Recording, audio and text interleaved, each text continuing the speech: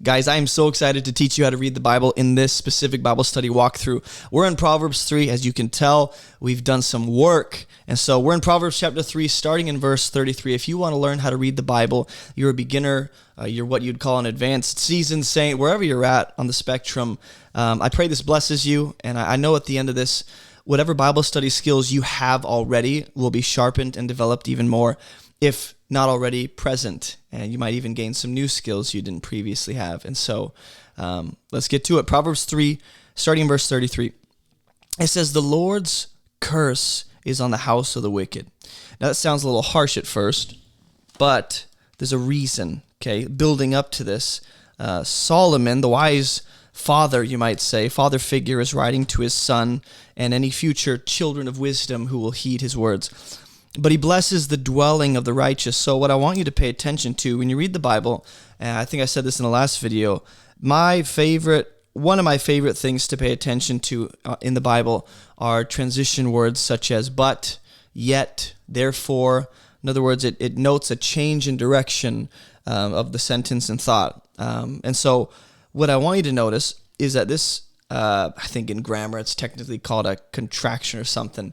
I don't know, I didn't pay attention in grammar school, but the point is, words like but that connect two different thoughts, two different statements are very important to pay attention to. So what I want you to see is there's a contrast being drawn here, and you can't miss it. This connects all the previous thoughts together, and I'll show you how. It says the Lord's curse, okay, is on what? Well, the house of the wicked, right? What I want to highlight in blue, though, is that contrasted with the curse is a blessing, and that comes upon the dwelling of the righteous.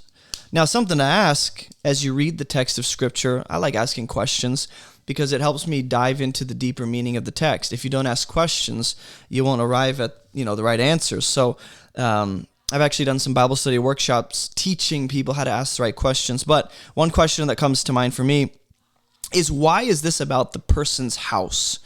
So I want to underline the fact that this is about the curse coming on the house, or the blessing coming on the dwelling place, the abode of the righteous. Why isn't this the person being cursed, or the person having the blessing of God? Why is it the house or the dwelling place? Something to pay attention to.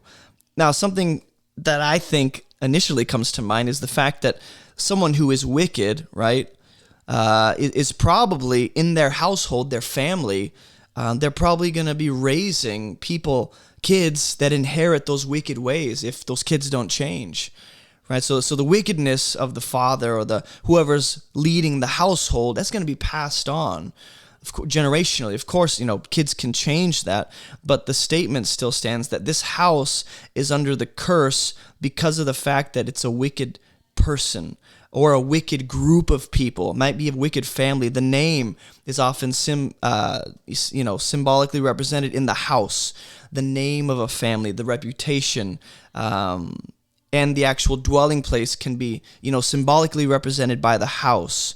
So this might be why he blesses the dwelling of the righteous. These might not be single individuals, right? This might actually be like a kind of people living in a kind of household, right?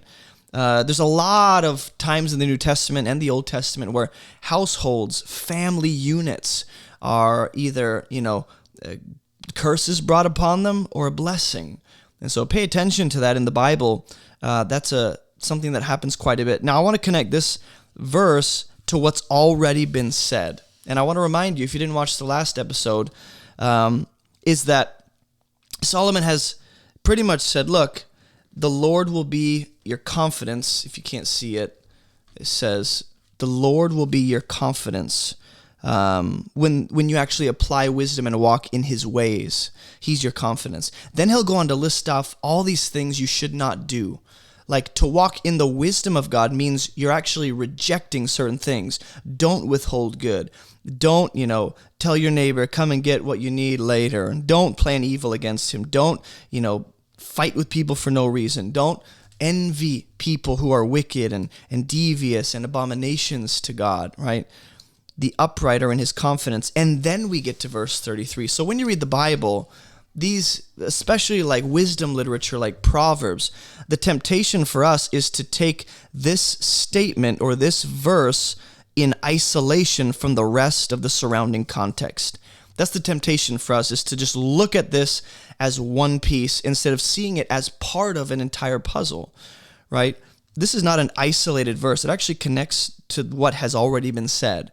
So when you read the Bible, one thing that is really helpful is to ask, how does this verse connect to what's previously been said already? And then ask the question, how does this verse connect to what's said after it? I know we're spending a lot of time on this verse, but I'm trying to teach you what to look for and how to make sense of a passage, right? So the Lord's curse coming on the house of the wicked is connected to those who, like he's listed in the last five verses, right? They're abominations to God. They're violent. They're devious. They plan evil against their neighbor, right? They withhold good from people. And so the Lord's curse being on the house of the wicked, this is God responding to their decision as a family or as an individual to be wicked, which is all the actions they've already committed, which are rooted in their nature for sure. They have no desire to change. But the blessing of God comes upon the righteous, those who actually choose to walk in the ways of God. So this is not some like arbitrary curse or blessing falling upon random people, right? This is God responding to what people have decided to be and live like. Will they pursue the righteous ways of God and trust in Him? Or will they reject Him, follow other false gods, and live in wickedness? Well, God responds to both. One gets a curse, one gets a blessing. And that doesn't mean they're eternally locked in that. It just means that as long as they remain in either of these two, which I think the righteous in the New Testament, we could get into another conversation for another day. I'll leave it there, actually. Let's go to verse 34. Toward the scorners he is scornful, but to the humble he gives favor, right? So just like we saw in verse 33, I want you to pay attention when you read the Bible, especially, books of the Bible like Proverbs will often communicate things in lists or in segments. So right here we have the wicked contrasted with the righteous, the curse contrasted with the blessing. Well, here the scorners are contrasted with the humble, which, the fact that they're humble, it's keen to pay attention to this, might be another characteristic of what it means to be the righteous. And the scorner here might be another way of explaining what it means to be the wicked. Sometimes in the Bible, you'll have lists like this that actually just expand upon previous ideas. So, in other words, it works like this. Solomon doesn't just stop at this person being wicked. He'll explain what it means to be wicked and why this person or this family unit is wicked. They're scorners, right? And he'll explain why these are righteous. Well, one characteristic of the righteous is that they are humble, right? And the blessing here and the curse are further explained as well, right? So God is going to be scornful towards the scorners, the wicked. That's part of this curse, I want to circle that in blue, that comes upon them, is that God decides to be scornful towards them. It's a response. God's not initiating it. Or God giving favor here, which I should highlight in blue. It's what God responds with to the humble or to the righteous, right? This is part of the blessing that he gives to the righteous. Is God's favor is symbolically represented in any kind of blessing or declaring someone blessed. All right? So I hope you're tracking with me. The wise will inherit honor, but fools get disgrace. Here's another contrast, meaning he's explaining the difference between two groups of people. As I spit everywhere, right? So the fools getting disgrace are the same as the scorners getting scorned, and the same as the wicked getting the curse, right? So I think you're starting to see it develop. The wise get honor. That's part of the favor. of being righteous and the blessing God extends to those who are righteous and humble. And another characteristic of the righteous here is that they're wise. So let me do this for you. Let me list out, this is what I do when I read my Bible. I notice 3 characteristics of this righteous person. Number 1, I'm going to put they're blessed. They're blessed. Number 2, they're humble. Number 3, they're wise. Isn't that interesting? That the righteous individual, right? God declares them righteous. And part of being righteous is that they're blessed. They live humbly. They live in God's wisdom, which is a huge theme in Proverbs. It's wisdom literature. Now, contrasted with that, we have where's my marker? We have the wicked, right? And the wicked, I'm not going to list it out like I did for the righteous. The wicked, they're scorners, right? They're fools, and they're cursed.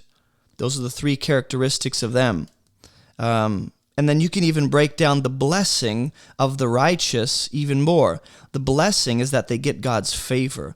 The blessing is that they get God's honor, and it's inherited. I want you to pay attention to this verb. It's an interesting verb that Solomon chose to use, that the wise actually inherit. Think of a child inheriting what their father has to give them when they're ready for it, right? Or when their father passes, right? There's an inheritance given to the child. That includes, often for the firstborn, the name, the legacy, an extra portion of the blessing. Think of Jacob and Esau, right? So the wise are inheriting something as if to have a father that's giving them honor. And God ends up being the father who gives honor to his children because it's part of their inheritance, right? But the fools, the scorners, the wicked, all different ways of saying the same thing, their inheritance is disgrace. So it's almost like now with this language, inheriting and getting what they deserve, it's almost like you have 2 kinds of children.